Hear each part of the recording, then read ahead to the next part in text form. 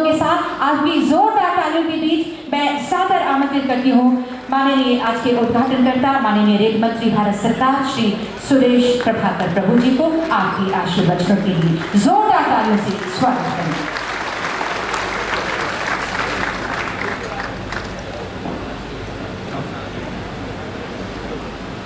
झारखंड राज्य के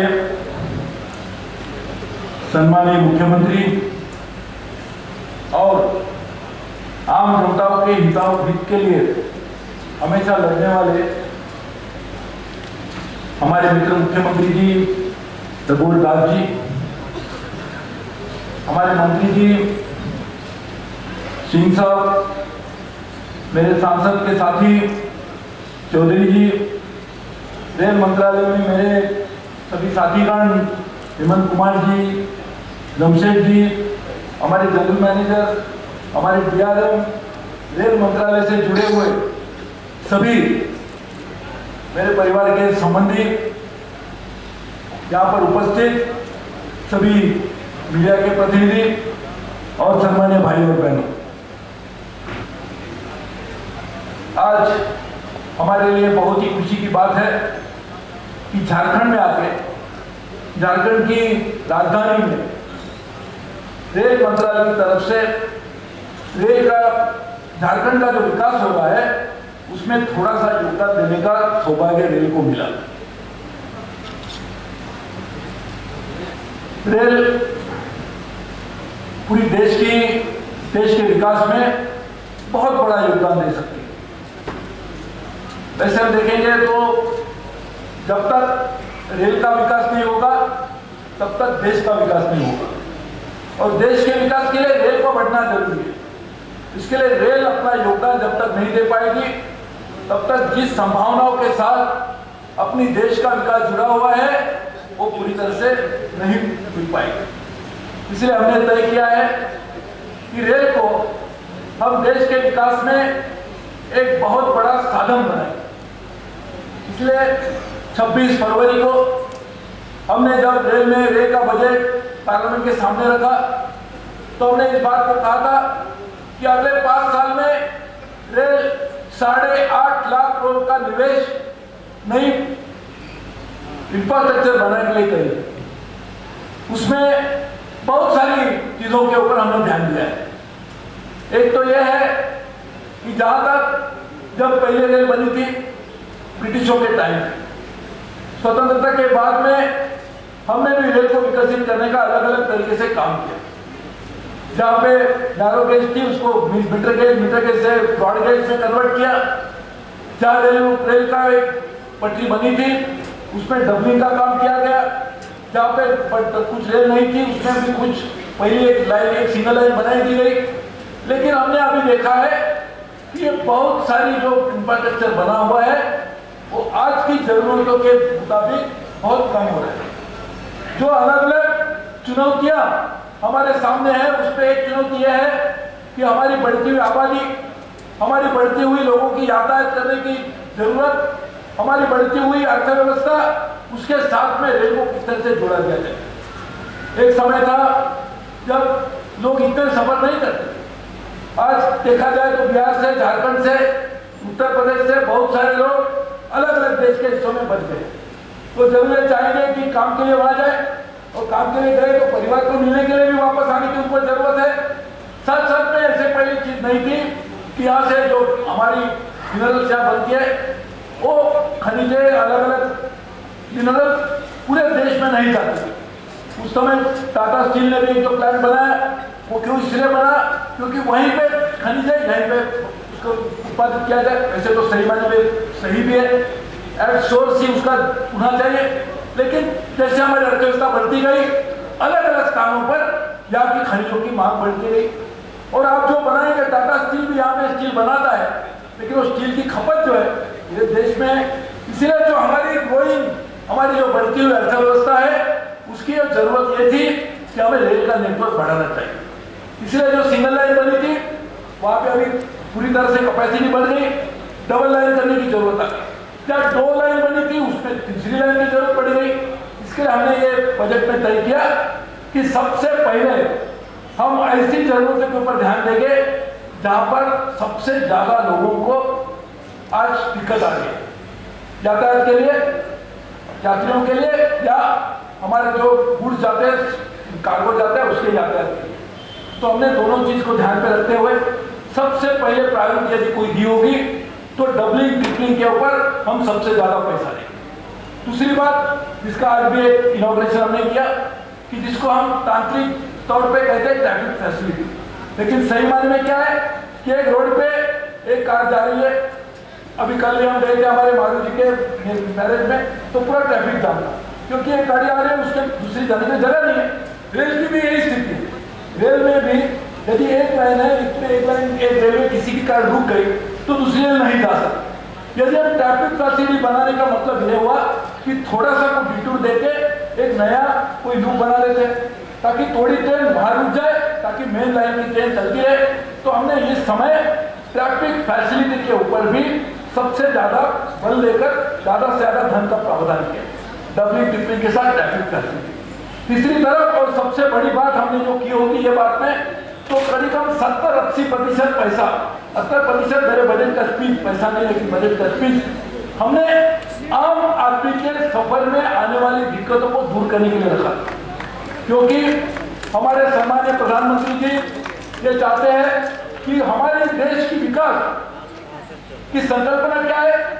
विकास तो हो सकता है जब बड़े बड़े डैम बन सकते हैं, बड़े बड़े अलग अलग इंफ्रास्ट्रक्चर बन सकते हैं, लेकिन आम जनता को जब तक इस तरह का एहसास ना हो कि हमारे जीवन में कुछ बदलाव आया, तब तक हमें नहीं कह सकते कि हमने सही मायने में उनके लिए विकास किया। इसलिए हमारी सरकार के आगे एक ही यदि कोई एक संकल्प है तो यह है कि किस तरह से आम जनता की जिंदगी में अच्छे दिन आए, अच्छा बदलाव आए।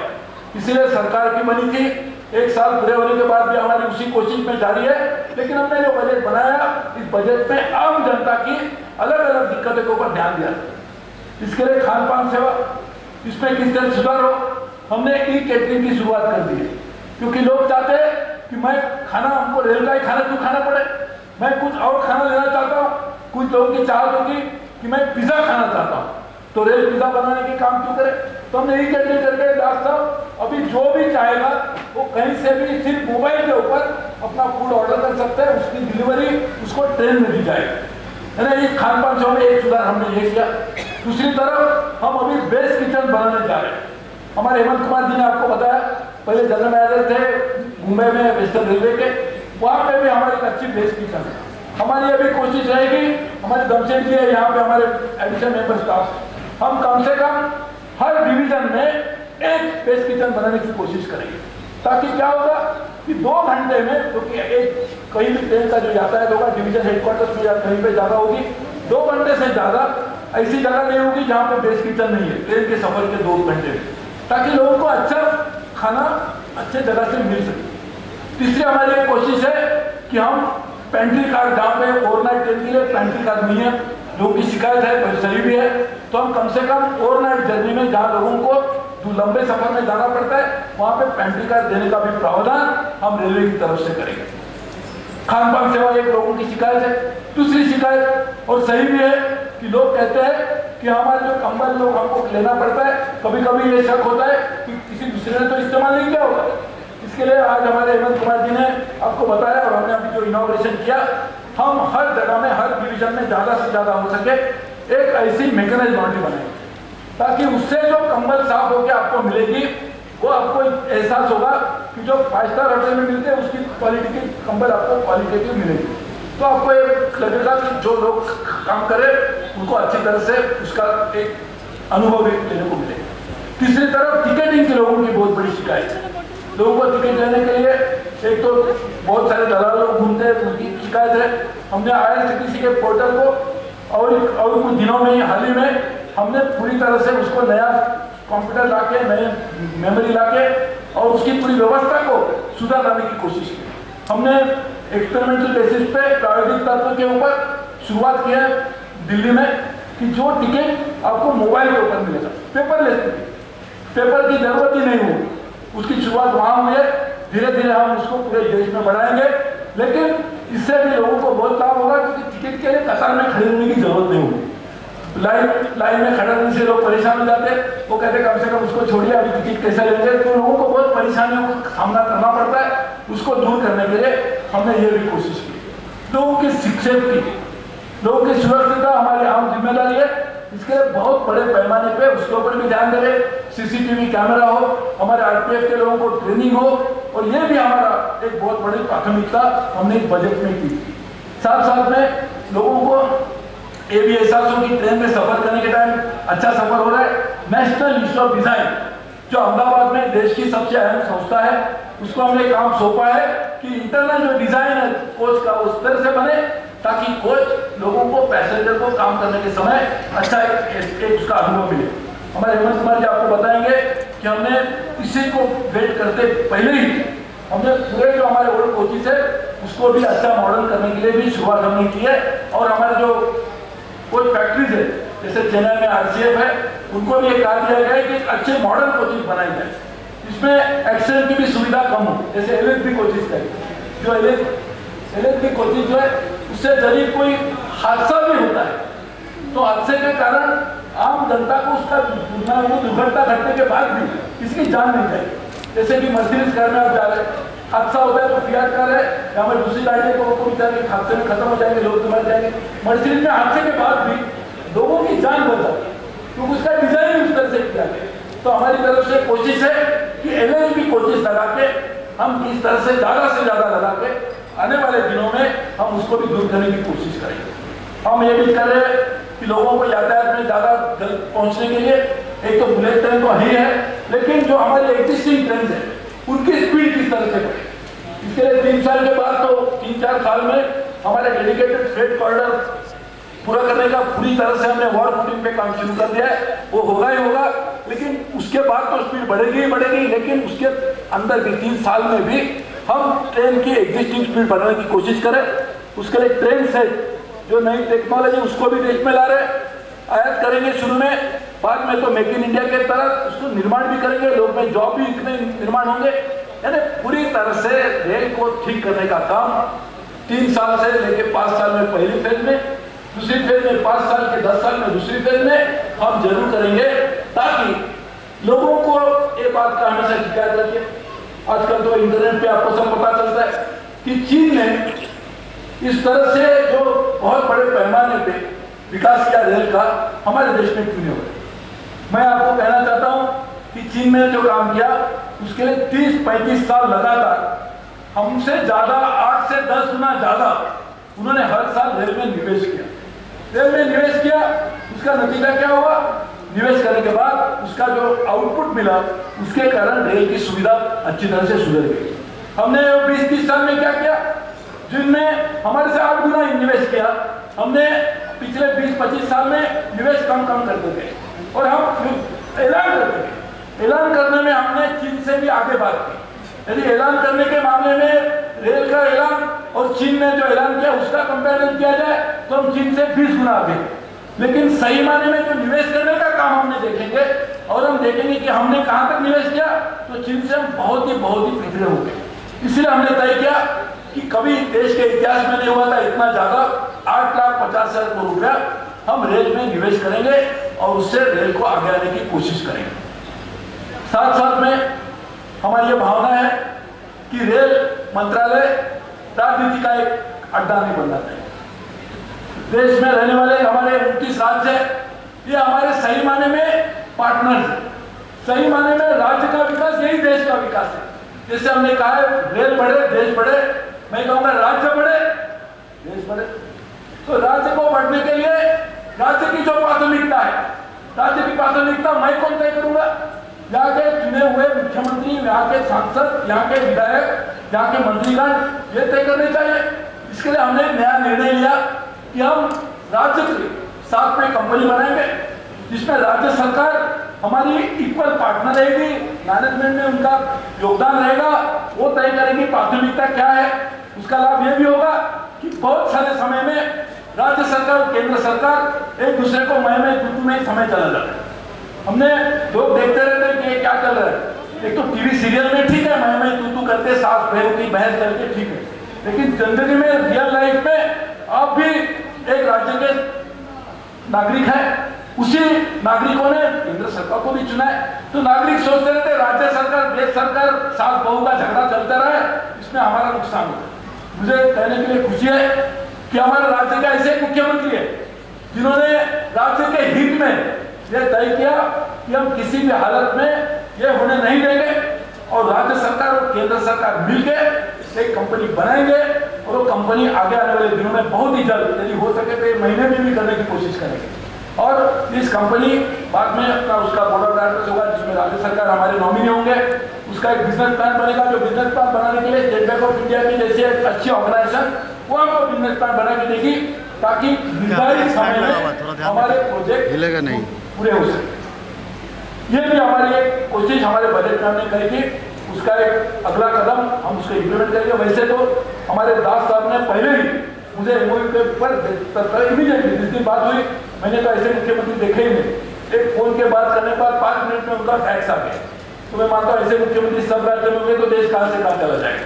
लेकिन हमारी ये कोशिश है कि हम दोनों मिलकर राज्य और केंद्र सरकार एक संविधान के तहत अलग अलग सरकार है, लेकिन सही माने में दो बच्चे अलग है लेकिन माँ तो एक ही है। और माँ है हमारे डेमोक्रेसी में माँ कौन है? आप लोग है। आप लोगों ने तो हमको जन्म दिया है। तो यदि हम दो बच्चे एक ही माँ के हैं तो एक माँ के लिए काम सेवा करना, देश की सेवा करना। जो हमारी बहन सबसे गाना गा के चली गई कि किसी भी हालत में ये वतन हम आपके लिए लड़ने को तैयार है, तो बेचारी वो लड़ने को तैयार है, तो हम आपस में क्यों लड़े? वतन के लिए लड़े। तो इसके लिए हमने ये तय किया है कि किसी भी हालत में हम ये कंपनी बनाकर आगे आने वाले दिनों में ये काम करेंगे। झारखंड के लिए हम 3-4 तरीके से झारखंड में रेल का विकास करेंगे, क्योंकि झारखंड का विकास ये देश का विकास है। झारखंड से जितना भी मिनरल एक्सप्लॉइट किया जाएगा उसी आधार पर देश का इकोनॉमी बढ़ेगा, जीडीपी ग्रोथ होगा, उससे ही एम्प्लॉयमेंट जनरेट होगी। देखिए कहीं भी आप देखेंगे पूरे विश्व में तो एक ही कारण होता है उस देश के विकास का कि वहां पे उन्होंने नेचुरल रिसोर्सेज को किस तरह से इस्तेमाल किया। ऐसे कुछ देश है जापान जैसे कि नेचुरल रिसोर्स ही नहीं फिर भी विकास किया। अरे हम लोगों ने उनको विकास को योगदान दिया। सालों से हम हमारा आयरन और उनको एक्सपोर्ट करते हैं और हम खुश थे। क्या हम काम कर रहे हैं? एक्सपोर्ट कर रहे हैं। क्या कर रहे हैं? आयरन। उससे यदि हम यहाँ पे फैक्ट्री लगाएंगे, लेकिन फैक्ट्री कैसे लग सकती है यदि हमारे पास इवैक्यूएशन नहीं है, रेलवे का नेटवर्क नहीं है? तो हमने तय किया कि करेंगे। तो हम झारखंड के लिए 2-3 रास्ते से विकास करेंगे। एक तो जैसे मैंने कहा रेलवे हमारी जो पहली से जिम्मेदारी है उस तरह से हम रेलवे तो काम करती रहेगी और रेलवे अपने झारखंड का नेटवर्क बढ़ेगा। दूसरा रास्ता जो अभी हमने डिसाइड किया कि हम जॉइंट कंपनी बनाएंगे और उससे भी एक विकास का रास्ता करेंगे। तीसरा कदम जिसको हमने एमओयू कुछ दिन पहले ही साइन किया, जिसका भी जिक्र मैंने बजट में किया। कोल इंडिया के पास पैसा है, राज्य के पास मिनरल है, रेलवे का विकास नेटवर्क बनाने की क्षमता है और तीनों जो उनका लाभ है। यदि हम रेलवे बनते हैं तो कोयला ज्यादा इवैक्यूएट होगा, कोल इंडिया का मुनाफा बढ़ेगा। जितना कोयला बाहर आएगा उतनी रॉयल्टी झारखंड को मिलेगी। यहाँ पे लोगों को जैसे युवा लोग हैं उनको जॉब मिलेंगे। तीसरे रेलवे को भी जितना कोयला हम ज्यादा से ज्यादा उसको मूवमेंट करेंगे उससे ज्यादा हमारी भी आमदनी बढ़ेगी। यानी तीनों को लाभ है। इसके लिए हमने काम किया कि तीनों के पास क्या क्या है।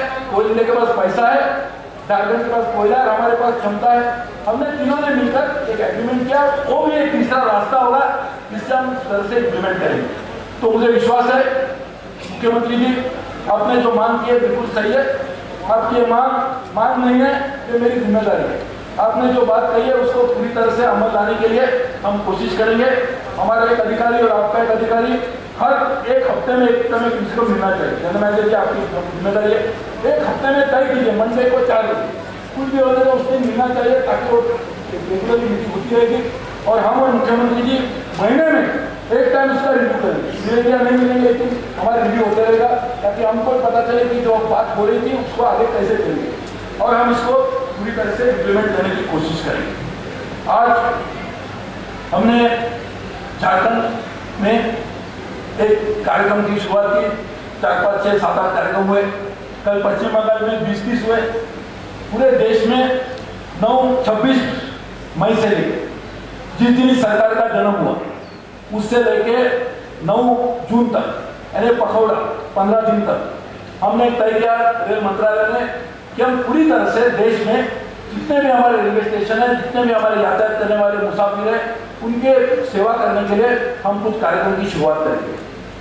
15 दिन में जो 9 तारीख को खत्म होगा बुधवार के दिन, उस दिन तक मंगलवार को उस दिन तक हम लोगों ने कम से कम पूरे देश में 16-17 हजार अलग अलग तरीके के अलग अलग कार्यक्रम कम से कम किए होंगे। इस कार्यक्रम में हम लोगों ने पूरी तरह से बहुत सारे पैमाने जैसे रोड शोज किए होंगे, हेल्थ चेकअप क्या है, हमारे पास रेल के पास बहुत बड़े पैमाने पे रेल का एक मेडिकल यूनिट है, हॉस्पिटल है, डॉक्टर्स है, नर्सिस है, पैरामेडिकल स्टाफ है, उन्होंने सबने मिलकर पूरे देश में अलग अलग जगह पर हेल्थ कैंप, लाखों लोगों ने उसका लाभ उठाया। सिर्फ हमारे लोग नहीं, हम कह रहे यातायात करने वाले आम जनता के लिए। और उसमें सिर्फ मैं आपको झारखंड की बात करना चाहता हूँ, इसमें हम लोगों ने कुछ दिनों में ही मिलकर कम से कम 100 से ज़्यादा ऊपर हेल्थ कैंप किए, उसमें कम से कम 10-20 हजार लोगों को ही उसका लाभ मिला। साथ साथ में रेलवे में काम करने वाले हमारे एम्प्लॉयज है, उनके लिए भी वो लोग जहाँ रहते हैं उसके ऊपर हमने पूरी तरह से पहले ध्यान नहीं दिया।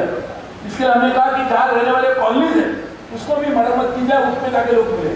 सिर्फ झारखंड के लिए पूरे देश में हो रहा है, लेकिन सिर्फ यहाँ पे आपके भोज में ही हम लोगों ने 23 कॉलोनी में और साउथ ईस्टर्न रेलवे में 78 कॉलोनी में जाकर 7,000 करीबन 7,000 लोगों को घर में जाके क्या क्या उनकी देने का काम इस समय में किया।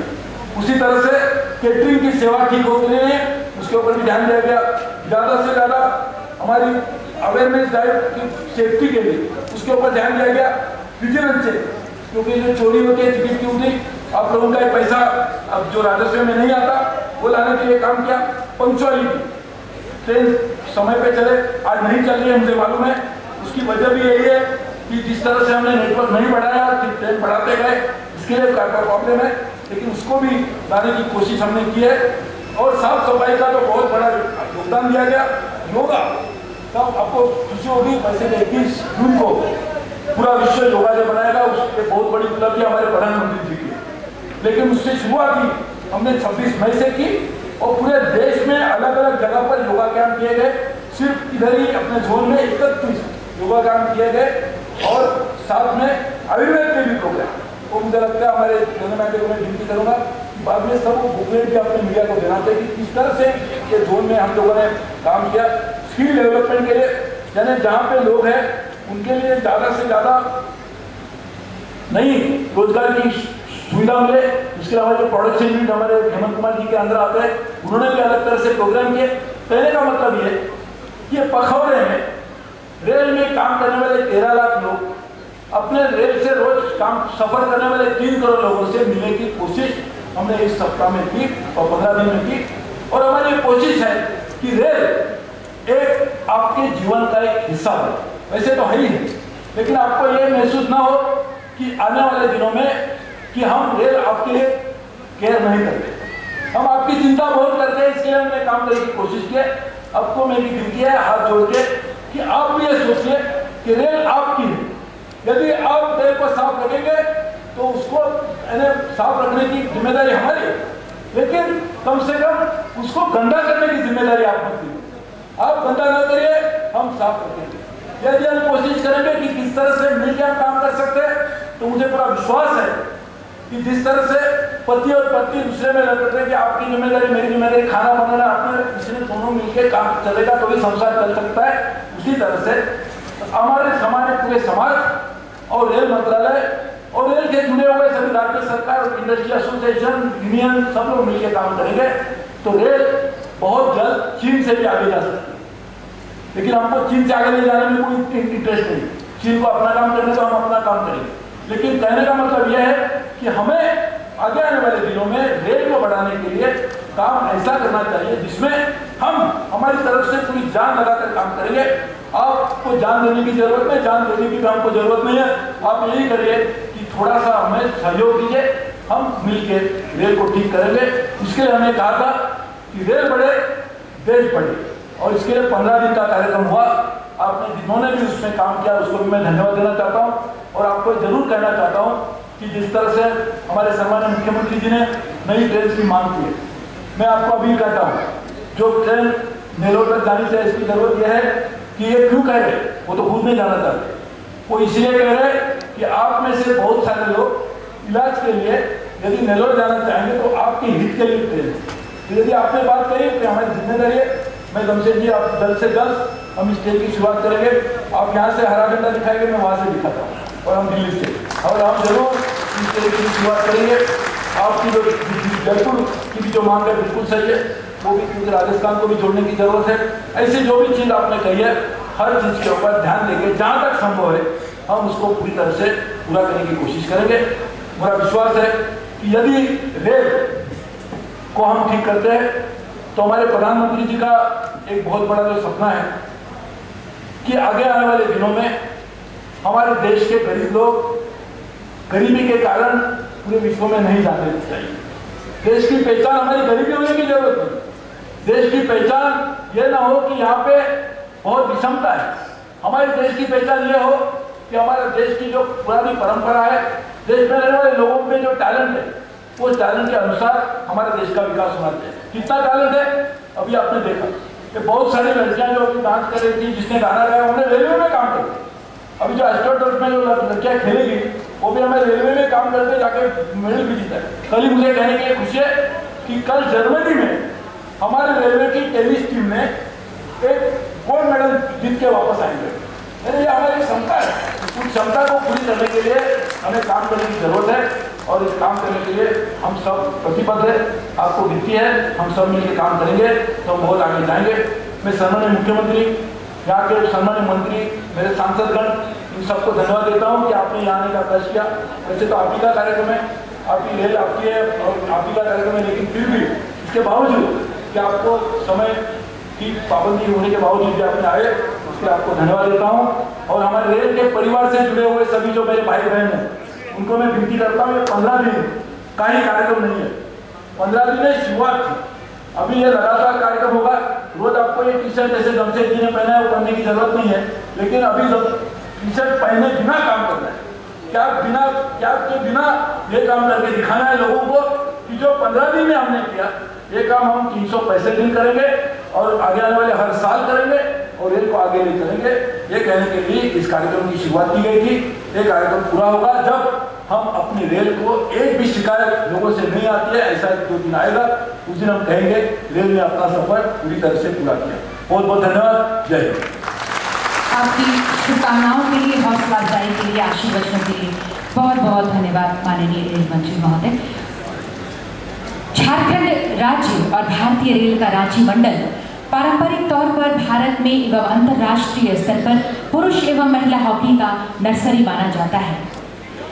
अविभाजित बिहार के झारखंड क्षेत्र के श्री जयपाल सिंह मुंडा ने 1928 में भारतीय राष्ट्रीय हॉकी टीम की कप्तानी की और देश के लिए ओलंपिक मेडल जीता।